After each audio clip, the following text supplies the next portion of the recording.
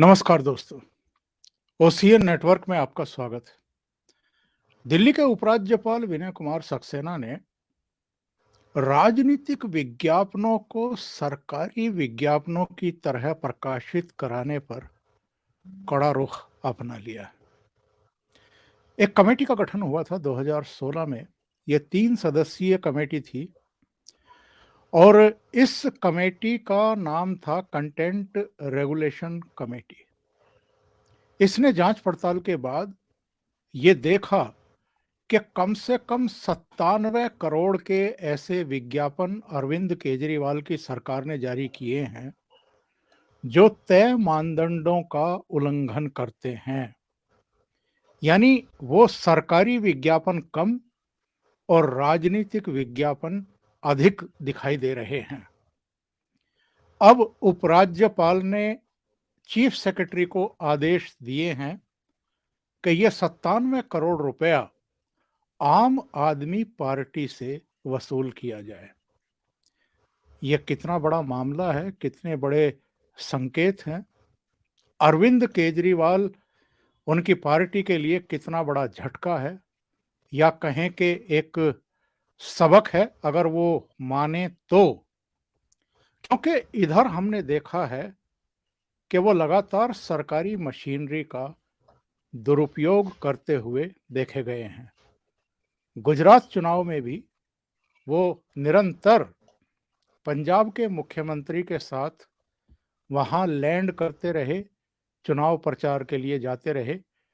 और ये बात किसी से छिपी हुई नहीं है कि पंजाब के मुख्यमंत्री जो विमान है पंजाब सरकार का, उससे खुद भी जाते थे और अरविंद केजरीवाल को भी लेकर के जाते थे। उसी दौरान हमने ये भी देखा कि पंजाब सरकार के कई कैंपेन जारी हुए, समाचार पत्रों में भी और टेलीविजन पर भी। क्या ये खुला दुरुपयोग नहीं है? और क्या ये जनता की जो गाढ़ी कमाई का पैसा होता है उसको अपने हित के लिए, अपने प्रचार के लिए, मतलब अपना चेहरा चमकाने के लिए अरविंद केजरीवाल खर्च नहीं कर रहे थे? ऐसे बहुत सारे और भी सवाल हैं।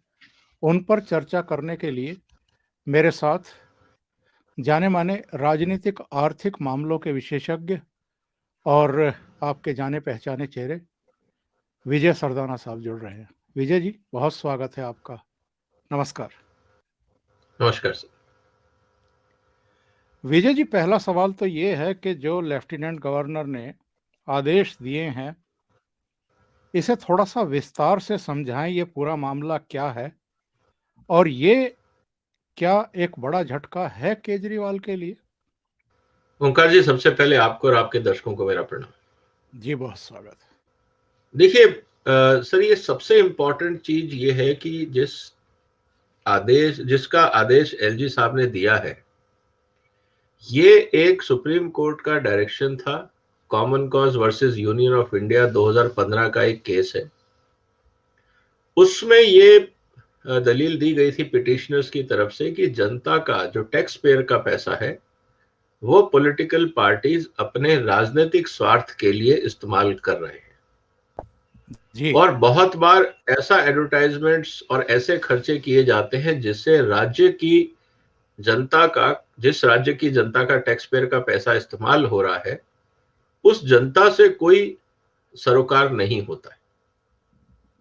और जब ये मुद्दा सुप्रीम कोर्ट में गया तो उस समय जो खंडपीठ थी, उन्होंने इसके ऊपर कुछ दिशा निर्देश जारी किए। जी। अब मुद्दा क्या आता है कि क्या ये दिशा निर्देश सही थे, गलत थे, किसके कहने पे हुए? ऑब्वियसली सुप्रीम कोर्ट के डायरेक्शंस थे। और सुप्रीम कोर्ट ने ये डायरेक्शंस दिए कि आप जनता का पैसा, क्योंकि टैक्स पेयर का पैसा है, उसको आप अपने राजनीतिक स्वार्थ और राजनीतिक हितों के लिए इस्तेमाल नहीं कर सकते। लेकिन ये भी पता है कि एडवर्टाइजमेंट जरूरी है, क्योंकि जनता तक जानकारी पहुंचाना भी जरूरी है। लेकिन सवाल अब ये आ गया था इस पूरे मुद्दे में कि जनता के लिए क्या जरूरी है और राजनीतिक पार्टियों के लिए क्या जरूरी है। ये जब मुद्दा सामने आया तो इस पे सुप्रीम कोर्ट ने कुछ गाइडलाइंस बनाई जी। और वो जो गाइडलाइंस थी उसमें 5 मुख्य बातें थी। पहला मुख्य तो ये था कि जो एडवर्टाइजिंग कैंपेन है वो गवर्नमेंट की रिस्पॉन्सिबिलिटी होती है, पॉलिटिकल पार्टी की नहीं होती। बिल्कुल सही। और वो गवर्नमेंट की रिस्पॉन्सिबिलिटी से रिलेटेड एड आना चाहिए। अगर सरकार ने कोई पॉलिसी बनाई है, कोई नीति बनाई है, कोई बदलाव किया है जिसमें पॉलिसी इंप्लीकेशन है और जो जनता को जानना चाहिए, आप उसके लिए एडवर्टाइजमेंट कर सकते हैं। एक गाइडलाइंस उन्होंने ये दी थी। दूसरी इंपॉर्टेंट गाइडलाइंस ये थी कि जो भी आप वहां पे मटेरियल पब्लिश करेंगे वो बिल्कुल ऑब्जेक्टिव होना चाहिए, फेयर होना चाहिए एज पर कानून। उसमें जो भी इंफॉर्मेशन है वो डिजाइन आपका एड इस तरह से होना चाहिए कि वो उसका पर्पस सॉल्व करे। बिल्कुल ऐसा सही। नहीं है कि आपने किसी मुद्दे पे एडवर्टाइजमेंट तो किया, मान लीजिए कि आपने पंचायती राज के डिपार्टमेंट के तहत एडवर्टाइजमेंट तो किया लेकिन आपने चीफ मिनिस्टर का हैप्पी बर्थडे का गुणगान शुरू कर दिया, तो उसका पंचायती राज से क्या लेना देना। तो ये एक था कि अपने स्वार्थ के लिए, चाहे पब्लिक सेक्टर यूनिट्स हैं वो भी टैक्स पेयर का पैसा है, स्टेट गवर्नमेंट्स का पैसा है, और आप उसमें किसी खास व्यक्ति विशेष का गुणगान करने लग जाते हैं, इससे राज्य का कोई लेना देना नहीं है, तो वो आपको बचना चाहिए। तीसरा होता है कि जब आपकी पॉलिटिकल पार्टी, आप ये कह सकते हैं कि साहब ये दिल्ली सरकार का फैसला है या गुजरात सरकार का फैसला है, आप उसमें किसी पॉलिटिकल पार्टी का सिंबल या नाम यूज नहीं करेंगे क्योंकि ये सरकारी घोषणा कर रहे हैं आप, इसमें किसी पॉलिटिकल पार्टी का कोई लेना देना नहीं। तो ये बात भी बहुत क्लियर है कि आप उसमें उसका लोगो, उसका विचारधारा, या कहेंगे कि देखिए साहब ये आम आदमी की सरकार या बीजेपी की सरकार या कांग्रेस की सरकार ने ये किया, उसकी जगह आपको कहना चाहिए कि ये दिल्ली सरकार का फैसला है। तो ये बात हमें गाइडलाइंस के माध्यम से सिखाई गई, समझाई गई, और ऐसे बहुत मुद्दे हैं। और जो सबसे इंपॉर्टेंट चीज ये है, कोर्ट ने ये कहा कि आप कॉस्ट इफेक्टिव वे में कम्युनिकेट करेंगे। ये नहीं कि आपने 15,000 या 20,000 या जैसे बीच में कहीं आया था कि जो टेक्नोलॉजी थी या जो पराली के ऊपर जो केमिकल छिड़कना था उसकी कीमत तो थी शायद 2-4-5 लाख रुपए, लेकिन उसकी पब्लिसिटी में खर्च दिए 30 करोड़ रुपए। ये जो इलॉजिकल खर्चा है ये नहीं होना चाहिए, ये बहुत क्लियर है। कॉस्ट एफिशिएंट वे में आपको काम करना है। और सबसे इंपॉर्टेंट बात उन्होंने कही कि जो भी आप एडवर्टाइजमेंट करेंगे वो देश में जो एडवर्टाइजमेंट की गाइडलाइंस हैं और जो सरकार की फाइनेंशियल गाइडलाइंस है, क्योंकि ये खर्चा जो हो रहा है वो सरकार के पैसे से हो रहा है, तो सरकार की जो फाइनेंशियल गाइडलाइन है, अप्रूवल प्रोसेस है, जो भी उसका टेंडरिंग सिस्टम है, वो सब आप फॉलो करेंगे। ऐसा नहीं कि आप किसी खास कंपनी को खास काम के लिए आप काम दे दें, वो आप नहीं कर सकते क्योंकि ये टैक्स पेयर का पैसा है। ये 4-5 बड़े मुद्दे जो सुप्रीम कोर्ट का जो common cause versus union of India 2015 का जो केस था उसमें ये बातें सामने आई थी। तो ये थी गाइडलाइंस। जी जी। अब एलजी साहब ने जो कहा, अब आते हैं मुद्दे पे जिसका आपने जिक्र किया। तो मैंने पहले बताने की कोशिश की कि जो किस आधार पे एलजी साहब का केस बनता है इस पूरे प्रोसेस में। अब एलजी साहब ने ये कहा कि आप दिल्ली की जनता को एडवर्टाइजमेंट कर रहे हैं, आपकी बात समझ में आती है, लेकिन दिल्ली की जनता की पॉलिसी क्या है, गुजरात में आप जाके क्या कहना चाह रहे हैं, या गोवा में आप जाके वह पब्लिसिटी कर रहे हैं, या आप दिल्ली के स्कूल साफ हो गए, आप दिल्ली का एडवर्टाइजमेंट गुजरात में दिखा रहे हैं, आप क्या कहना चाह रहे हैं। इसका मतलब यह है कि आपने जो दिशा निर्देश हैं, जो मानदंड हैं, उनका फॉलो नहीं किया। और उन्होंने चीफ सेक्रेटरी को यह बोला कि आप इस पे पूरा एक एस्टिमेट करिए कि कितना खर्चा दिल्ली के बाहर हुआ है। जो दिल्ली की जनता का पैसा दिल्ली के अंदर होता, बात समझ में आती, लेकिन दिल्ली के टैक्स पेयर का पैसा दिल्ली के बाहर जाके खर्चा किया गया, उसका क्या औचित्य था। और अगर हम उसको पॉलिटिकल एजेंडा ना माने तो क्या माने, क्योंकि आपकी तो वहां सरकार नहीं है। और आप अगर दिल्ली का स्कूल कितना साफ है ये गुजरात को बता रहे हो तो पॉलिटिकल स्टंट हो गया, क्योंकि दिल्ली की सरकार गुजरात के स्कूल नहीं चला रही है। दिल्ली में आपने क्या पॉलिसी बनाई वो दिल्ली की जनता के लिए है, वो दिल्ली की पॉलिसी को गुजरात का बता रहे हो। इसका मतलब आप ये बताना चाह रहे हो कि हमारी सरकार ने ये डिसीजन लिए हैं, इसका मतलब आप एक पॉलिटिकल मैसेज देना चाह रहे हो।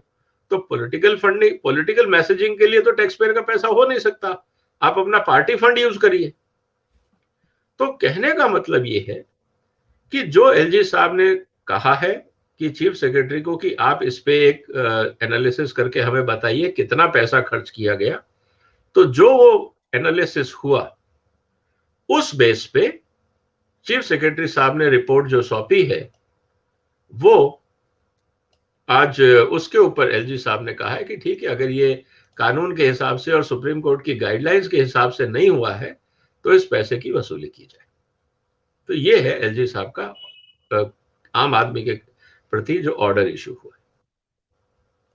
अगस्त 2016 में राज्यपाल के अधिकारों को चुनौती देते हुए ये हाई कोर्ट सुप्रीम कोर्ट गए और दोनों जगह से इनको मार खानी पड़ी, यानी इनको इनकी हार हुई उस मामले में।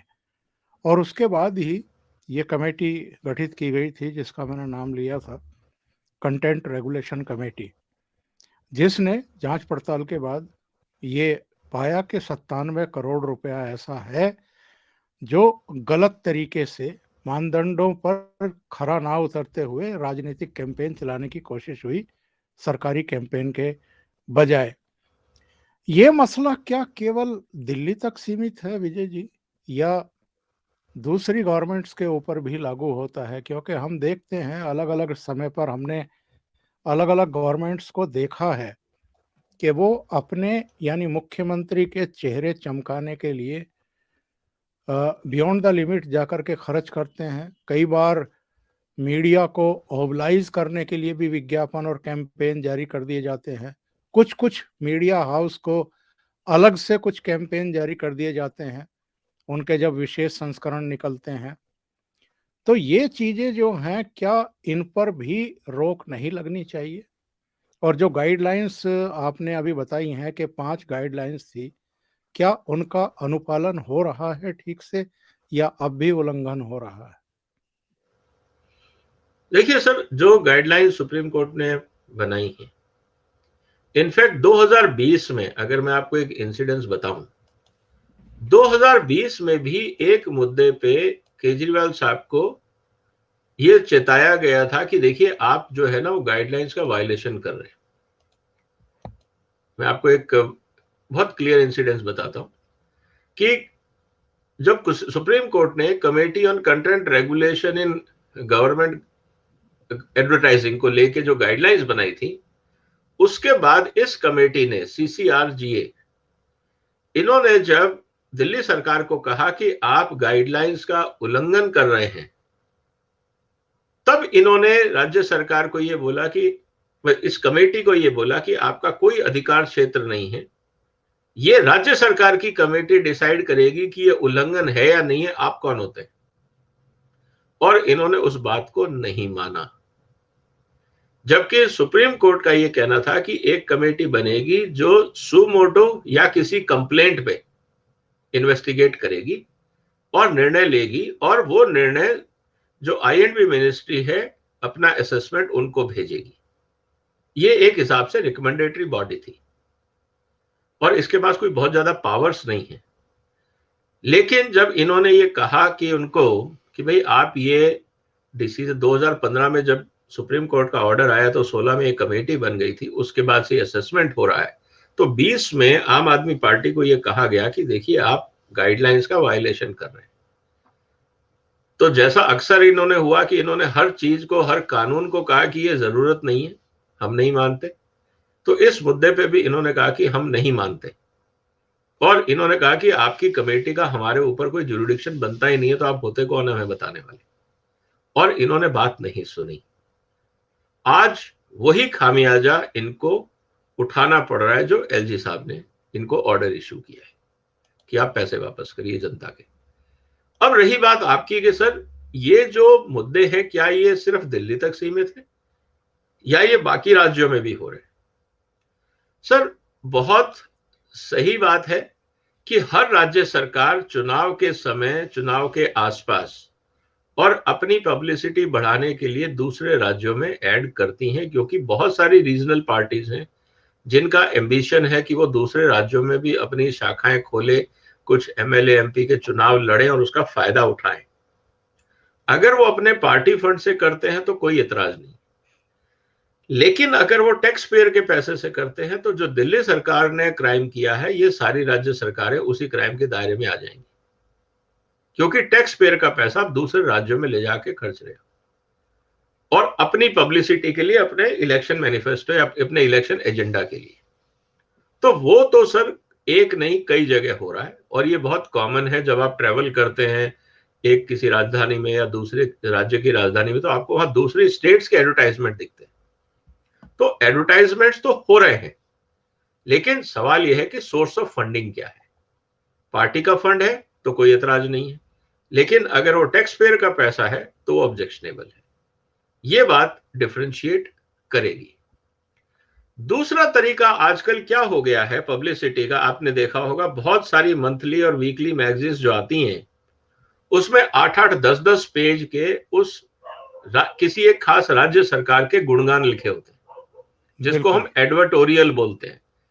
मतलब पेड एडिटोरियल्स कि आपने मैगजीन से या पत्रिका से एक समझौता किया कि आप हमारे ऊपर 6 पेज की, 10 पेज की, 16 पेज की जितनी जरूरत है और जो प्लान हुआ है, जो बजट है, उस हिसाब से आप हमारे राज्य के ऊपर गुणगान लिखेंगे, हमारी स्तुति करेंगे और उस स्तुति के बदले हम आपको ऐड देंगे।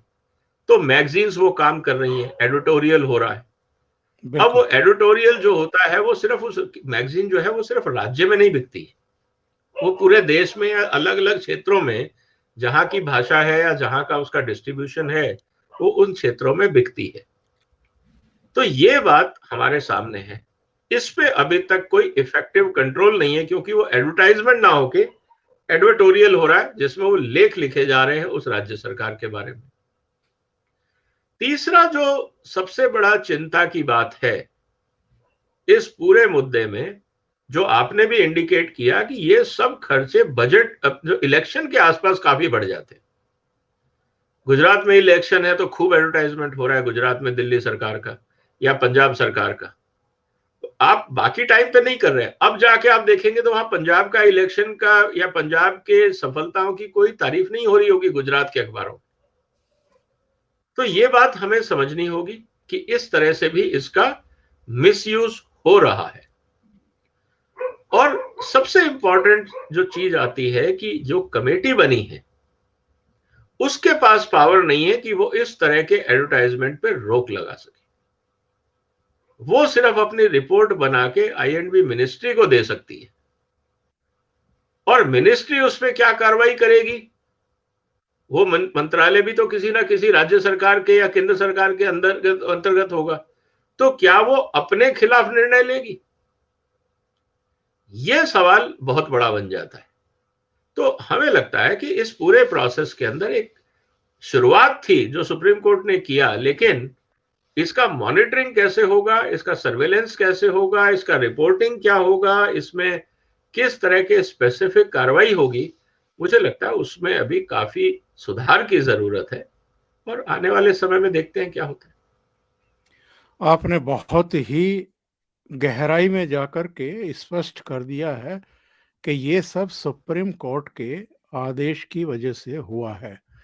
लेकिन ये जो समय समय पर हल्ला मचाते हैं कि लेफ्टिनेंट गवर्नर के जरिए केंद्र सरकार, मोदी हमें काम नहीं करने देते हैं, हमें फंसाते रहते हैं, हमारे अलग अलग मंत्रियों पर, विधायकों पर कार्रवाई कराते रहते हैं, बहुत सारे लोगों के खिलाफ मुकदमे दर्ज हुए, उनमें कुछ नहीं हुआ, ये जो हवा बनाने की कोशिश करते हैं इस पर क्या कहेंगे? देखिए, हमें ये बात समझनी होगी कि ये रिपोर्ट एलजी ने नहीं बनाई है, ये चीफ सेक्रेटरी ने बनाई और चीफ सेक्रेटरी किसकी सरकार के हैं? चीफ सेक्रेटरी इन्हीं चीफ मिनिस्टर के अंडर अधिकारी हैं। तो क्या ये कहना चाह रहे हैं कि इनका चीफ सेक्रेटरी से या दिल्ली सरकार के अधिकारियों से कोई लेना देना नहीं? क्या इन्होंने चीफ सेक्रेटरी को ये जाके पूछा, बुला के पूछा कि भाई ये जो आपने रिपोर्ट बनाई है ये गलत कैसे है या सही कैसे है? क्योंकि आपके पास तो सारे संसाधन हैं, आप चीफ मिनिस्टर हैं, आपके सामने चीफ सेक्रेटरी है, सारे डिपार्टमेंट्स हैं, वो आपके मंत्रियों के तहत काम करते हैं। लेकिन अगर उनको एलजी का या किसी और कॉन्स्टिट्यूशनल अथॉरिटी का या कोर्ट का ऑर्डर आएगा और उनसे ये कहा जाएगा कि इन तथ्यों पे आप हमें जानकारी कोलेट करके दीजिए, तो वो कोलेट करके तो देंगे ना।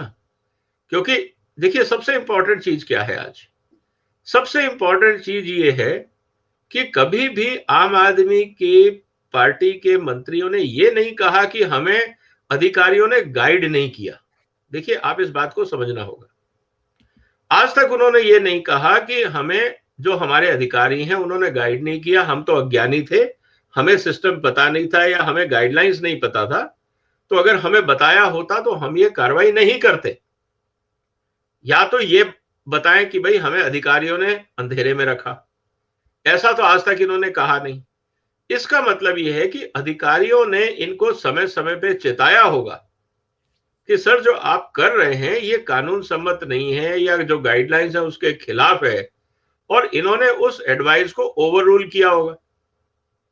तो जब आप इस तरह की एडवाइस को ओवररूल करते हैं और आप इस उम्मीद में रहते हैं कि हम मतलब इलेक्टेड रिप्रेजेंटेटिव हैं, और जो इन्होंने मुद्दा सुप्रीम कोर्ट में उठाया था कि हम इलेक्टेड रिप्रेजेंटेटिव हैं, सरकार हमारी होगी या एलजी की होगी, वो जो कंफ्यूजन था कि गवर्नमेंट कौन है, गवर्नमेंट दिल्ली सरकार है या गवर्नमेंट एलजी है, इसको क्लैरिफाई करने के लिए जब एम्बिग्विटी थी तो केंद्र सरकार ने जो दिल्ली एनसीआर एडमिनिस्ट्रेशन का जो कानून था उसमें अमेंडमेंट किया और ये क्लैरिफाई कर दिया कि सरकार का मतलब एलजी है, और आप जो भी कार्रवाई करेंगे उसमें आपको एलजी का सहमति लेना जरूरी है। और ये चीज जब सामने आई तो मुझे लगता है कि अब इसमें कोई एम्बिग्विटी की बात नहीं है। हाँ, अगर इनको लगता है कि एलजी साहब का निर्णय गलत है, दोषपूर्ण है, कोई इसमें डिफेक्ट है, तो ये जाके कोर्ट में उसको चैलेंज कर सकते हैं और कोर्ट में निर्णय आ जाएगा। लेकिन ये कहना कि एलजी बीजेपी के कहने पे कर रहे हैं, तो सर रिपोर्ट तो चीफ सेक्रेटरी की थी, बीजेपी ने तो रिपोर्ट दी नहीं थी। या आप ये कह सकते हैं कि बीजेपी ने कोई फैब्रिकेटेड रिपोर्ट डिजाइन करी और वो दी, ऐसा भी नहीं है। तो इन बातों को अगर हम समझें, तथ्यों को देखें, अवेलेबल एविडेंस को देखें, तो ये एक पॉलिटिकल जिसे कहते हैं आर्ग्यूमेंट हो सकता है कि आप जो एलजी साहब हैं वो बीजेपी के कहने पे काम कर रहे हैं, लेकिन अगर चीफ सेक्रेटरी ने रिपोर्ट बनाई है और अगर आपको लगता है वो रिपोर्ट गलत है, तो आप चीफ सेक्रेटरी को बुला के पूछ लीजिए कि आपने जो गलत रिपोर्ट बनाई है इसका आधार क्या है, हमें जरा समझाइए। और फिर आपके पास बहुत सारे लॉयर दोस्त हैं आपके, आप उनको अच्छा खासा फीस देते हैं, वो भी टैक्स पेयर के नाम पे, टैक्स पेयर के खाते से ही जाता है आपके दोस्तों के पास पैसा, आप उनको यूज करिए और जाके सुप्रीम कोर्ट और हाई कोर्ट में केस लड़िए। किसने मना किया? क्या इस घटना के बाद ये बाज आएंगे?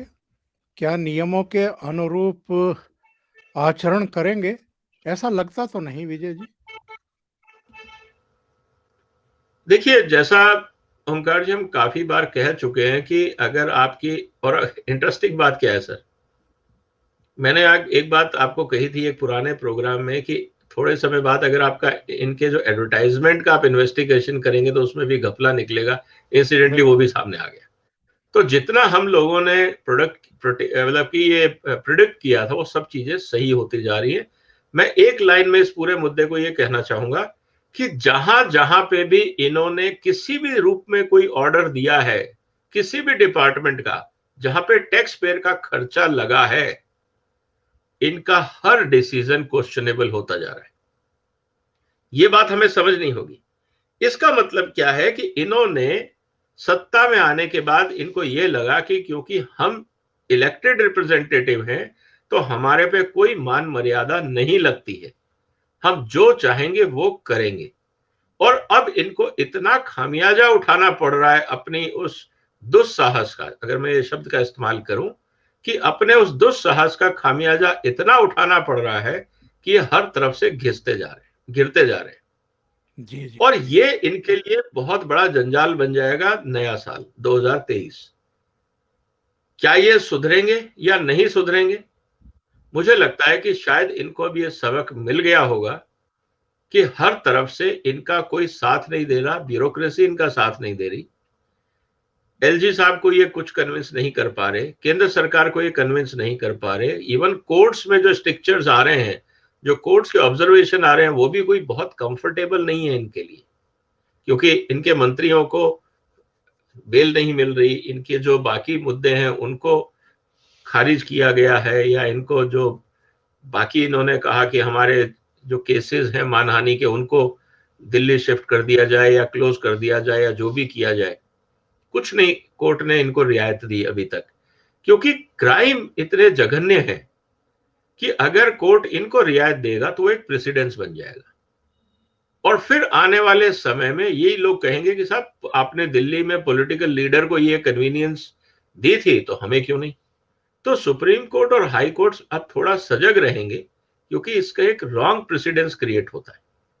और अनफॉर्चुनेटली अगर सुप्रीम कोर्ट और हाई कोर्ट इनको रिलीफ नहीं देते हैं तो जो मुसीबतें इनकी अभी हैं, अगर ये उसको और नहीं बढ़ाना चाहते, तो मेरा निवेदन तो यही रहेगा कि आप जो कानून है पहले उनको समझ लें, जितनी भी रूपरेखा है, जो गाइडलाइंस बनी हुई है उनको समझ लें, क्योंकि एक बात तो बहुत क्लियर है कि ये पैसा जनता का है, ये कोई सरकार का नहीं है। आप चाहे चीफ मिनिस्टर हो, आपके पास एक पैसे का भी कोई मालिकाना हक नहीं है।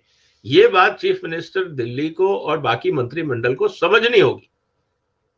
आप कितने भी बड़े ओहदे पे हैं, लेकिन एक पैसे में भी आपका मालिकाना हक नहीं है कि मैं जैसा चाहूंगा करूंगा।